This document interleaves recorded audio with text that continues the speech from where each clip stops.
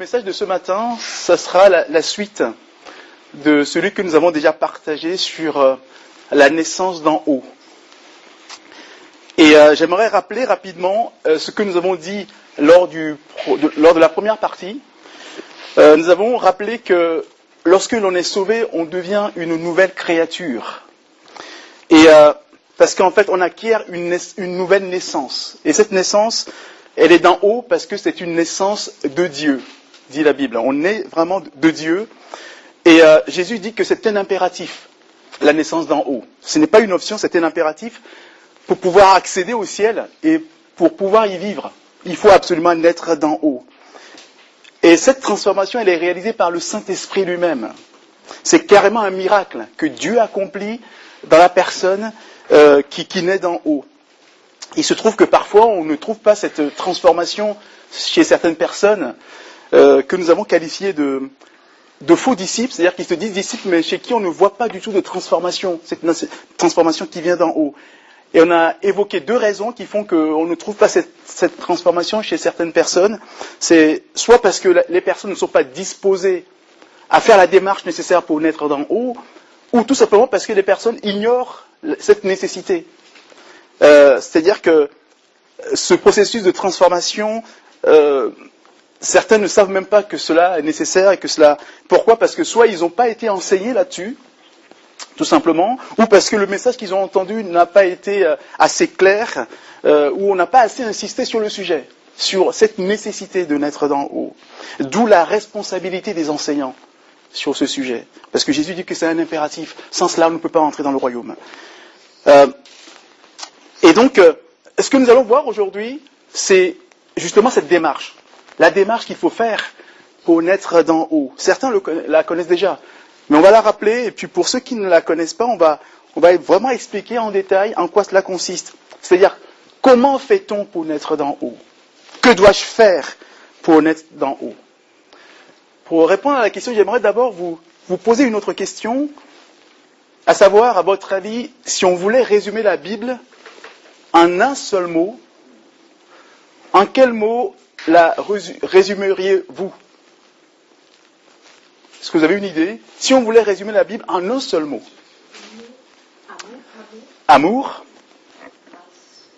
Grâce. Sacrifice. Dieu. Parole nouvelle. Un seul mot. Parole. Pardon. Miséricorde. Testament. L'éternité.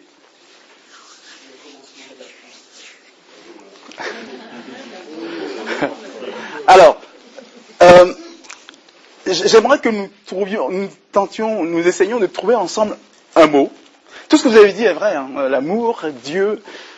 Mais j'aimerais vous amener à un autre mot, en reparcourant un peu la Bible, pour voir s'il y a quelque chose qui revient souvent dans la Bible. Souvent, Dieu a invité son peuple Israël à quelque chose. La repentance. Nous allons voir quelques textes. Tous les prophètes vont parler de la même chose. Nous allons juste prendre quelques exemples.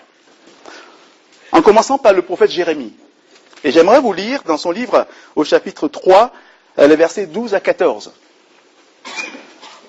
Et donc Dieu envoie Jérémie et lui dit, « Va, crie ces paroles vers le septentrion et dis, reviens, infidèle Israël, dit l'Éternel.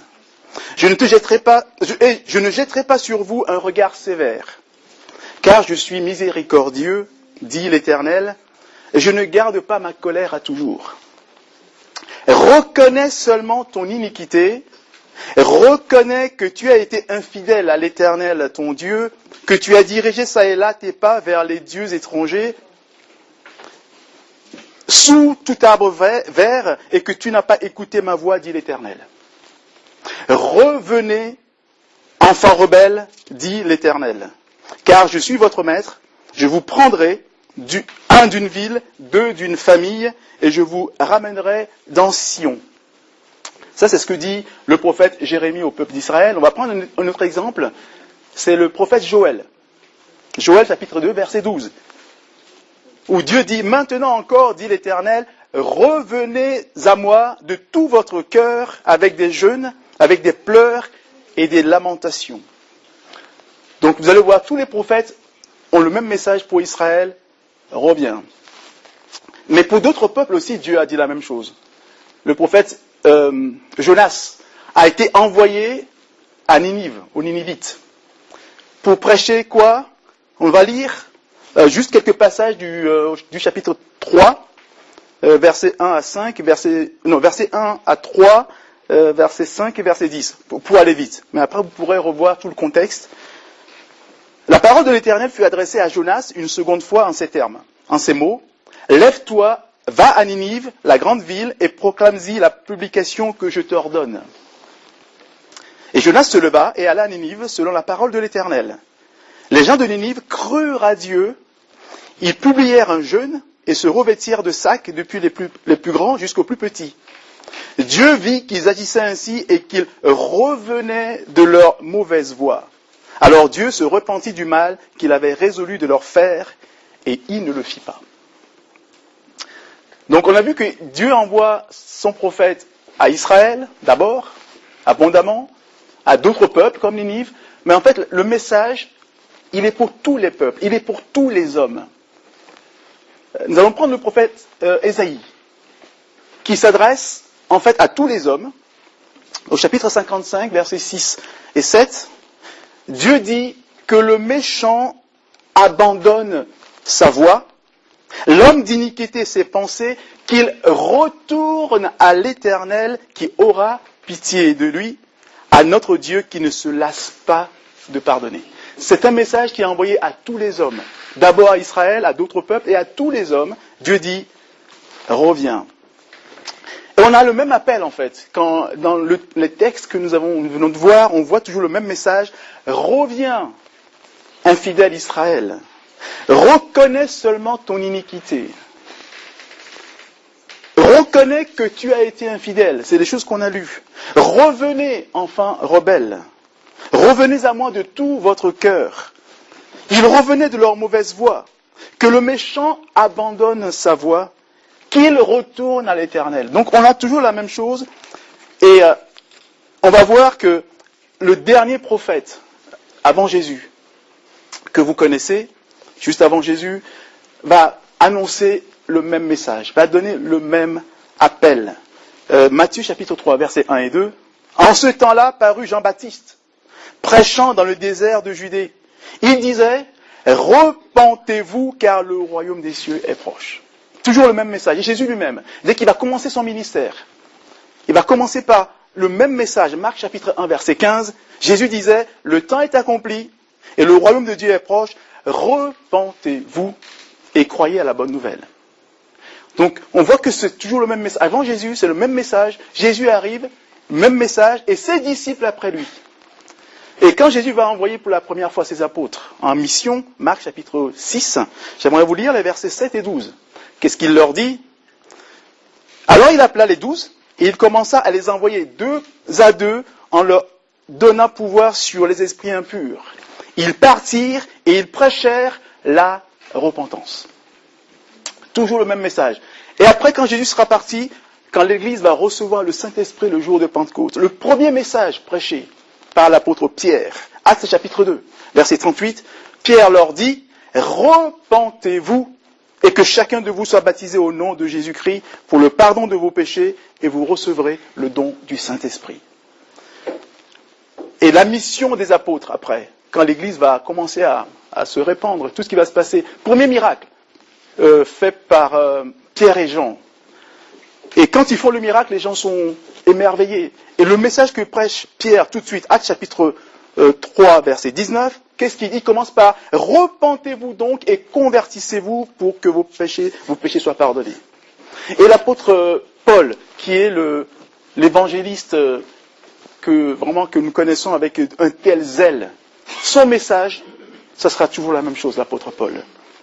Actes chapitre 26, verset 20, on parle de l'apôtre Paul, à ceux de Damas d'abord, puis à Jérusalem, dans toute la Judée et chez les païens, Paul dit, j'ai prêché la repentance et la conversion à Dieu avec la pratique d'œuvres dignes de la repentance. C'est toujours le même mot qui revient, toujours le même mot.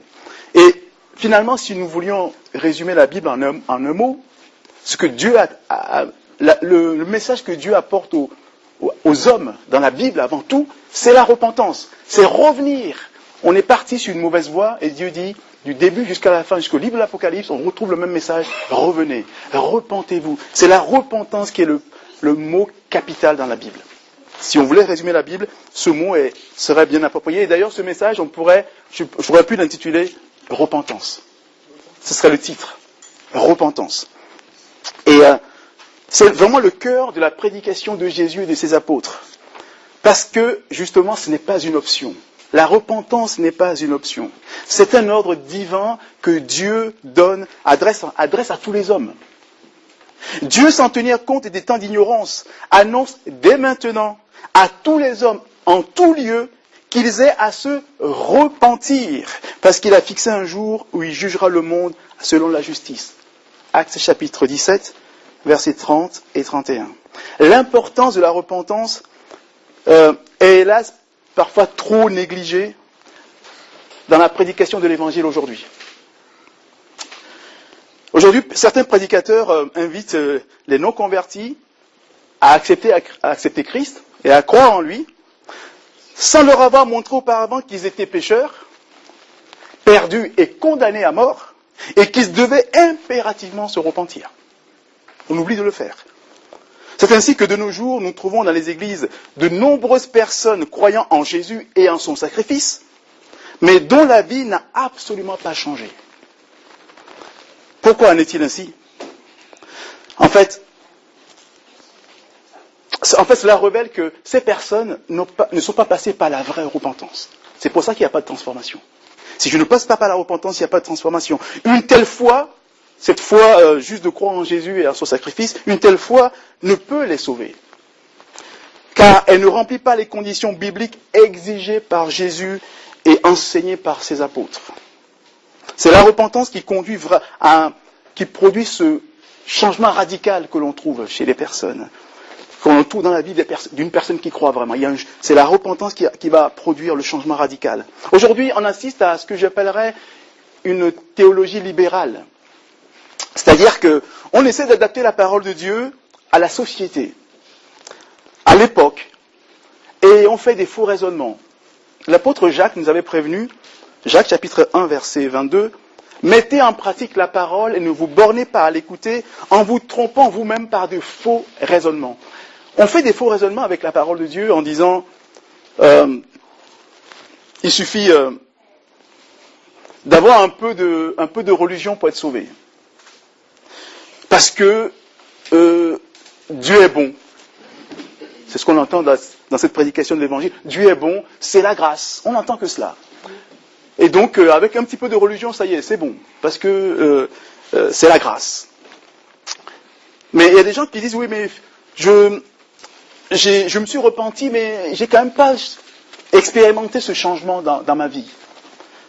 Je dirais simplement que la repentance n'était pas vraie. Si elle est vraie, il y a forcément un changement. On est d'en haut forcément à ce moment-là.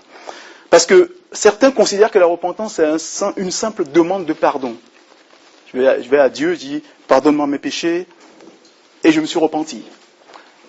Mais la Bible nous dit, Proverbes chapitre 28, verset 13, « Celui qui cache ses transgressions ne prospère point, mais celui qui les avoue et les délaisse obtient miséricorde. » Ce que les gens oublient, c'est la deuxième partie, et les délaisse. La repentance, c'est pas simplement d'aller avouer ses péchés à Dieu, en disant, j'ai péché, Seigneur, pardonne-moi. Il faut prendre une décision de vouloir délaisser les péchés. C'est la deuxième partie. Parce que la repentance comprend en fait deux parties importantes. Il y a effectivement la demande de pardon par rapport aux péchés commis, mais c'est une toute petite partie de la repentance. La partie capitale, c'est la décision de ne plus pécher. C'est ça la repentance véritable. Et cette décision de ne plus pécher en se soumettant entièrement à Dieu. C'est ça la vraie repentance. Cette deuxième partie, qui est de loin la plus importante, et est souvent négligé, oublié ou n'est pas réalisé. Donc après, on se dit, oui, mais je me suis repenti, mais j'ai pas eu ce changement. Parce que je n'ai pas fait cette deuxième partie. C'est la décision de dire, voilà, maintenant, j'abandonne ma vie à Dieu, je me soumets entièrement à lui et je ne veux plus pécher. Il peut même y avoir des pleurs. On peut, en écoutant une prédication, un prédicateur éloquent, on peut pleurer, on peut être touché dans son émotion et pleurer sans vraiment se repentir. Pleurer ne veut pas dire se repentir. On peut être juste être touché émotionnellement. Et c'est-à-dire que la repentance, c'est plus qu'un vague sentiment émotionnel. C'est beaucoup plus que ça. Une simple tristesse qui vous fait pleurer, mais qui ne vous conduit pas à vouloir changer de vie, n'est pas la vraie repentance. La vraie repentance qui est exprimée en fait par un mot grec, le mot originel c'est métanoïa, c'est un retour en arrière. C'est vraiment, ça équivaut à un changement complet. Un changement complet de mentalité. C'est ça. On retourne sa tête, sa pensée complètement. C'est ça la repentance. Celui qui se repent vraiment, c'est celui qui se prosterne vraiment devant Dieu, qui reconnaît, en reconnaissant comme Ésaïe, le prophète Ésaïe, on reconnaît à ce moment-là que sa conduite elle est mauvaise devant Dieu. Il faut vraiment, cette personne va s'écrier comme Ésaïe s'est écrié. Malheur à moi. Ésaïe a dit dans Ésaïe 6, 5, « Malheur à moi, je suis perdu, car je suis un homme dont les lèvres sont impures. » En fait, aujourd'hui, quand je me repens, moi aussi, je crie, je suis un homme impur, un misérable pécheur. Il faut que je le reconnaisse. La repentance passe par là. Voilà la vraie repentance que le Saint-Esprit produit dans la vie d'une personne dont la parole de Dieu a touché le cœur. Cette repentance-là nous amène à nous prosterner devant Dieu en reconnaissant que nous sommes de vils pécheurs. Et donc cette vraie repentance va toujours entraîner l'horreur et l'abandon du péché. La détermination d'aimer, d'obéir et de servir Dieu. La repentance produit forcément cela. La repentance, c'est réaliser le désordre moral dans lequel nous sommes par nature. Notre nature, elle est comme ça, au départ, et donc c'est le reconnaître que nous sommes dans un désordre moral vis-à-vis de Dieu. C'est un réveil de la conscience, l'acte de se détourner du mal pour se tourner vers Dieu. J'étais vers le mal et je me retourne dans l'autre sens pour se tourner vers Dieu. C'est ça la repentance. La personne qui se repent vraiment, c'est celle qui éprouve avant tout une profonde douleur d'avoir offensé et déshonoré Dieu dans sa vie. Parce que pécher, c'est désobéir, c'est offenser et déshonorer Dieu. Il faut bien le comprendre. Et nous voyons que dans la Bible, ceux qui ont vraiment compris ça, quand ils s'expriment, on comprend ce qu'ils ont compris de la repentance ou du péché. On va prendre l'exemple de Joseph. Joseph en Égypte,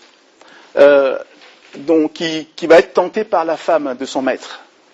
Genèse chapitre 39, j'aimerais vous relire rapidement ce court passage de son histoire, chapitre 39 de Genèse, les versets 7 à 9, où on nous raconte ceci. Après ces choses, il arriva que la femme de son maître porta les yeux sur Joseph et dit, « Couche avec moi. » Il refusa et dit à la femme de son maître, « Voici mon maître ne prend avec moi connaissance de rien dans la maison, et il a remis entre mes mains tout ce qui lui appartient. Il n'est pas plus grand que moi dans cette maison, et il ne m'a rien interdit, excepté toi, parce que tu es sa femme. Comment ferais-je un aussi grand mal, et pécherais-je contre Dieu ?» Il ne dit pas « je pécherai contre mon maître », je pécherai contre Dieu. C'est-à-dire qu'en fait, il a compris que le péché, c'est d'abord contre Dieu.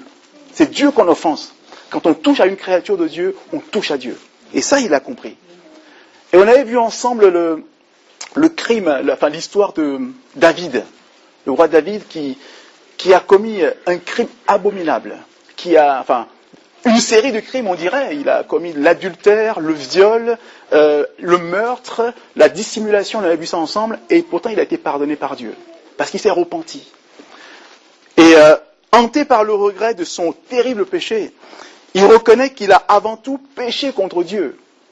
Dans le psaume 51, ce psaume qu'il a composé juste après que le prophète lui a dit son crime, Nous pouvons lire ceci au versets 5 et 6.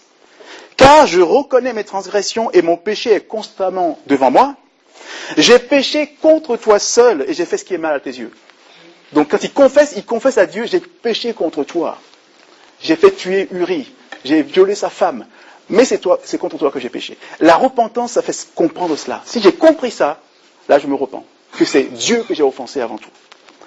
Et la vraie repentance va se manifester par certaines choses. Par une confession sincère de ses péchés à Dieu, qui est le premier offensé et le premier déshonoré. Donc je commence d'abord par ça. La repentance se manifeste aussi par une profonde tristesse à cause de mon péché et de ma culpabilité devant Dieu. Le dégoût et l'abandon du péché. Et une rupture totale et définitive de mes mauvaises habitudes, mes idoles, mes passions cachées. La repentance va m'amener à passer par là, enfin, va se manifester par cela. Par un changement radical de la vie, afin de pratiquer les œuvres dignes de la repentance dont parle l'apôtre Paul. La repentance se manifeste aussi par la confession à qui j'ai causé le tort. Enfin, tout à fait, bien sûr, si j'ai causé un tort à quelqu'un, il faut que j'aille vers la personne pour lui demander pardon. Je dois lui confesser le péché à la personne. Et je dois aussi réparer ce que j'ai fait dans la mesure du possible. Quand c'est possible, si je me repens vraiment, je répare ce que j'ai fait. Et enfin, la repentance se manifeste par l'obéissance absolue à la parole de Dieu. Après le passage par la repentance, on va voir des choses concrètes dans nos vies qui vont changer. Des choses que je n'arrive plus à faire. Ou si je les fais, je me sens mal. Des choses qui ne deviennent plus... qui vont devenir pour moi... même si je chute, c'est que je ne vais plus avoir allègrement les mêmes habitudes. Je ne vais plus passer mon temps à téléphoner au volant, parce que c'est interdit par la loi. Et je ne vais plus passer mon temps à dépasser allègrement les vitesses limitées par la loi, parce que c'est interdit par la loi. Ça peut m'arriver de chuter. Mais dans ma nature, je refuse maintenant de le faire. Parce que je suis passé par la repentance. Et à chaque fois que je le fais, je me sens mal, je souffre, parce que le Saint-Esprit en moi me dit, mon enfant, c'est pas bon. Mais si je ne souffre pas, il y a un problème. C'est que l'Esprit n'est pas là. Voilà. La repentance, ça va se manifester vraiment par des choses concrètes dans ma vie de tous les jours. Parce que c'est un changement radical de vie. Et bien entendu, cela ne garantit pas que plus jamais je ne commettrai de péché lorsque je me suis repenti et que je suis né d'en haut. Mais si je pêche, il s'agira d'un accident à ce moment-là, d'une exception, et non plus d'une disposition profonde de mon cœur. C'est ça la différence. Et s'il m'arrive de pécher par accident, je pourrais le confesser à Dieu qui me pardonnera, parce qu'il l'a promis. 1 Jean chapitre 1, versets 8 et 9. Si nous disons que nous n'avons pas de péché, nous nous séduisons nous-mêmes et la vérité n'est point en nous. Si nous confessons nos péchés, il est fidèle et juste pour nous les pardonner et pour nous purifier de toute iniquité. Voilà. Lorsque nous sommes nés d'en haut, nous allons continuer à pécher. Mais ce n'est plus une disposition naturelle de mon cœur, c'est que je vais chuter de temps en temps. Mais le Saint-Esprit me le dit tout de suite et je le confesse à mon Père. Mais si je n'ai pas mal, c'est que le Saint-Esprit n'est pas là. Donc il y a un problème. Alors tu te dis peut-être que tu as déjà essayé de te détourner de tes péchés, et en vain, malgré toute la volonté et tous tes efforts. Et que tu as même renoncé peut-être à le faire parce que cela te paraît impossible de se détourner de ses péchés. Sache que tous nos efforts pour nous améliorer sans le secours de Dieu sont voués à l'échec. C'est pour cela que Jésus a dit, sans moi, vous ne pouvez rien faire. Jean chapitre 15, verset 5. C'est Dieu qui va nous aider. C'est celui qui nous a créés, qui seul peut nous changer. Lui seul peut le faire. C'est Dieu qui seul peut changer nos cœurs, et c'est lui-même qui nous aide, en fait, à respecter sa loi. C'est lui qui nous aide. Avec nos efforts, c'est pas possible. Et il nous en fait la merveilleuse promesse que nous trouvons dans Ézéchiel chapitre 36, versets 26 et 27. J'aime beaucoup ce passage où il est dit, Dieu dit, je vous donnerai un cœur nouveau. Il dit, c'est moi qui vous le donne. Je vous donnerai un cœur nouveau et je mettrai en vous un esprit nouveau. J'ôterai de votre corps le cœur de pierre et je vous donnerai un cœur de chair. Je mettrai en vous mon esprit et je ferai en sorte que vous suiviez mes ordonnances et que vous observiez et pratiquiez mes lois. Dieu dit que c'est moi qui le fais, à condition que vous me laissiez faire. Parce que vos efforts, ce n'est même pas la peine. C'est moi qui vais le faire. Donc la vraie repentance se manifeste par un profond désir de soumission totale à Dieu, à toute sa parole, et ceci en toutes circonstances. Donc l'absence de repentance, parfois, on ne trouve pas cette repentance chez beaucoup de personnes, malgré leur connaissance de la nécessité de le faire, enfin de passer par là, parce que certaines personnes ne sont pas disposées, simplement. Ils ont beau entendre le message, ils savent ce qu'il faut faire, mais il faut avoir une disposition de cœur, et il faut être prêt à se soumettre à Dieu. C'est pas toujours facile de se soumettre. Et d'ailleurs, Jésus nous dit que cette démarche, elle est faite par peu de personnes. Et ce n'est pas étonnant. En fait, nous ne devrions pas nous étonner si on voit si peu de gens qui sont prêts à se soumettre à Dieu, à se repentir sincèrement. Dans Matthieu chapitre 7, versets 13 et 14, Jésus dit, vous connaissez ce passage, « Entrez par la porte étroite. Car large est la porte, spacieux est le chemin qui mène à la perdition, et il y en a beaucoup qui entrent par là. Mais étroite est la porte, resserrez le chemin qui mène à la vie, et il y en a peu qui les trouvent. » Peu de personnes passent par ce chemin étroit. Ça fait que, quand cela arrive, c'est une explosion de joie dans le ciel. C'est pas quelque chose qui arrive si facilement. Luc chapitre 15, verset 10, Jésus dit, de même, je vous le dis, il y a de la joie devant les anges de Dieu pour un seul pécheur qui se repent.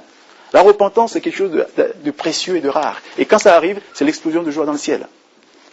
Donc, parce qu'il y a peu de gens qui passent par cette porte étroite. Peu de gens ont cette disposition de cœur de pouvoir de se soumettre à Dieu. Et nous sommes donc invités à passer par la porte étroite.